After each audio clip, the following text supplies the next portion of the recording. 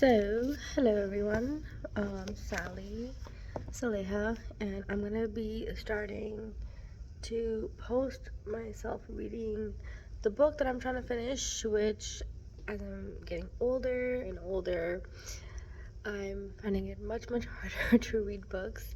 So I thought I would encourage myself to read aloud because I enjoyed my read alouds in school so much.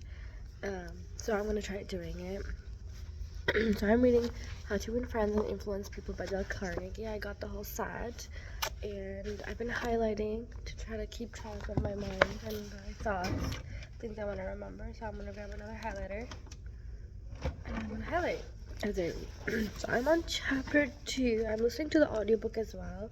So I did read the preface of this book, and it said that the author recommends that I reread the book. And so although I'm listening to the audiobook, I've been rereading it in the physical book. So I'm on page 25, I think. Yeah. I'm just gonna read the last chapter again. Schwab says that he was paid the salary largely because his ability to deal with people. I asked him how he did it. Here is his secret, set down in his own words. Words ought to be cast in eternal bronze and hung in every home and school, every shop and office in the land. Words that children ought to memorize instead of wasting their time memorizing the conjugation of Latin verbs or the amount of annual rainfall in Brazil. Words that will all but transform your life and mine if we will only live them. I consider my ability to arouse enthusiasm among my people. I'm going to say that again. I consider my ability to arouse enthusiasm among my people. Said Schwab, the greatest asset I possess and the way to develop the best that is in a person is by appreciation and by encouragement. There is nothing else that so kills the ambitions of a person as criticism from superiors. I never criticize anyone. I believe in giving a person incentive to work. So I'm anxious to praise, but loath to find fault. If I like anything, I'm hearty in my approbation and lavish in my praise. That is what Schwab said, but what do Irish people do? The exact opposite. If you don't like a thing, they bawl out their subordinates. If they do like it, they say nothing, as the old couplet here says. Once I did bad, and that I heard ever. Twice I did good, but that I heard never. In my wide association of life, meeting with many and great people in various parts of the world, Schwab declared, I have yet to find the person, however great or exalted his station, who did not do better work and put forth greater effort under a spirit of approval than he would ever do under a spirit of criticism. That, he said frankly, in my wide association in life, meeting with many and great people in various parts of the world, Schwab declared, I have yet to find the person, however great or exalted his station, who did not do better work and put forth greater effort under a spirit of approval than he would ever do under a spirit of criticism. That, he said frankly, was one of the outstanding reasons for the phenomenal success of Andrew Carnegie. Carnegie praised his associates publicly as well as privately. Carnegie wanted to praise his assistants even on his tombstone. He wrote an epitaph for himself which read, Here lies one who knew how to get around him men who were cleverer than him. Since appreciation is one of the great secrets of the first John D. Rockefeller's success in handling men, sincere appreciation was one of the secrets of the first John D. Rockefeller's success in handling men. For example, when one of his partners, Edward T. Bedford, lost $1 million for the firm by a bad buy in South America,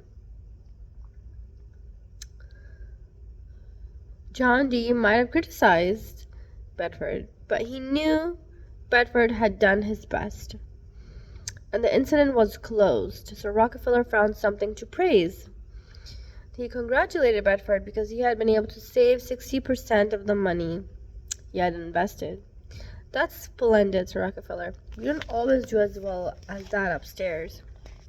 I have among my clippings a story that I know never happened, but it illustrates the truth, so I'll repeat it. According to the silly story, a farm woman at the end of a heavy day's work set before her menfolks a heaping pile of hay. And when they indignantly demanded whether she had gone crazy, she replied, "Why, how did I know you'd notice? I've been cooking for you men for the last 20 years, and all that time I ain't heard no word to let me know you wasn't just eating hay." When a study was made a few years ago on runaway wives, what do you think was discovered to be the main reason wives ran away? It was lack of appreciation. And I'd bet that a similar study made of runaway husbands would come out the same way. We often take our spouses so much for granted that we never let them know we appreciate them. A member of one of our classes told of a request made by his wife. She and a group of other women in her church were involved in a self-improvement program. She asked her husband to help her by listing 6 things he believed she could do to help her become a better wife. He reported to the class, "I was surprised by such a request. Frankly, it would have been easy for me to list 6 things I would like to change about her." My heavens, she could have listed 1,000 things she would like to change about me. But I didn't. I said to her, "Let me think about it and give you an answer in the morning." The next morning, I got up very early and called the florist and had them send 6 red roses to my wife with a note saying, "I can't think of 6 things I would like to change about you. I love you the way you are." Aw, that's so sweet. Like, just think about that for a second.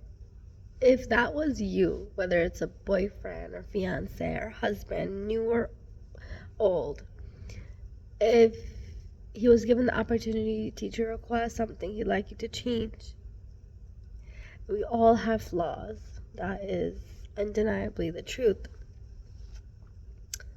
But he chooses to say, "I love you the way you are," plus give you roses. That would be amazing because that means he loves you despite the ups and downs.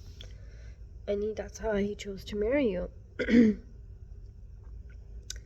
When I arrived at home that evening, who do you think greeted me at the door? That's right, my wife. She was almost in tears. Needless to say, I was extremely glad I had not criticized her as she had requested. The following Sunday at church, after she had reported the results of her assignment, several women with whom she had been studying came up to me and said, "That was the most considerate thing I have ever heard." It was then I realized the power of appreciation.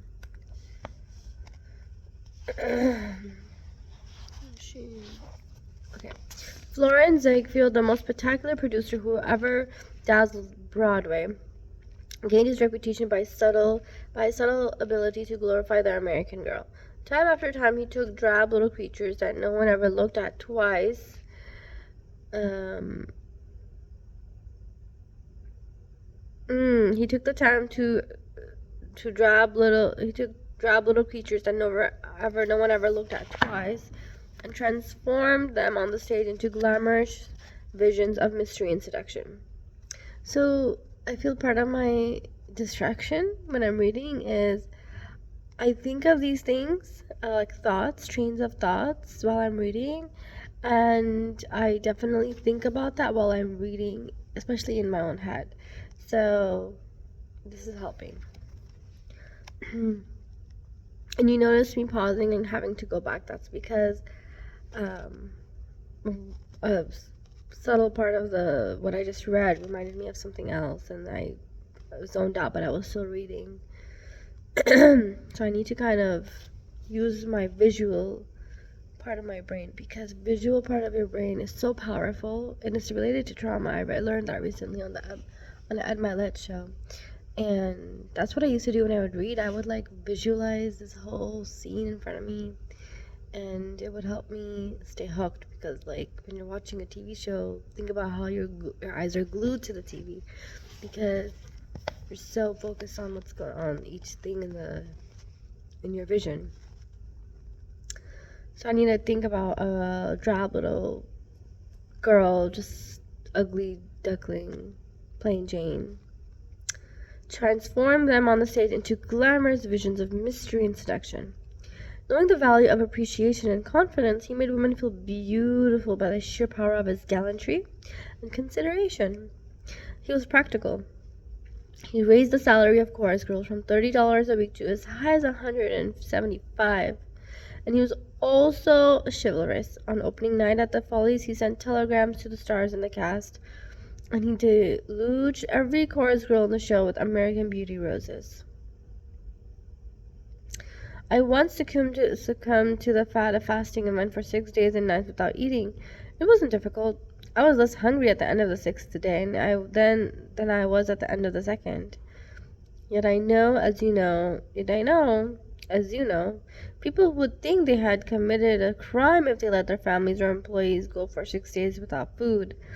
But they will let them go for 6 days and 6 weeks and sometimes 60 years without giving them the hearty appreciation that they crave almost as much as they crave food. What I love about Dale Carnegie is he really understands how to captivate his audience. He speaks in like these examples because at the end of the day, we relate to these examples, like the choir girl, the plain Jane who became into a beauty, a husband and wife. How our bodies need food, but our souls need appreciation.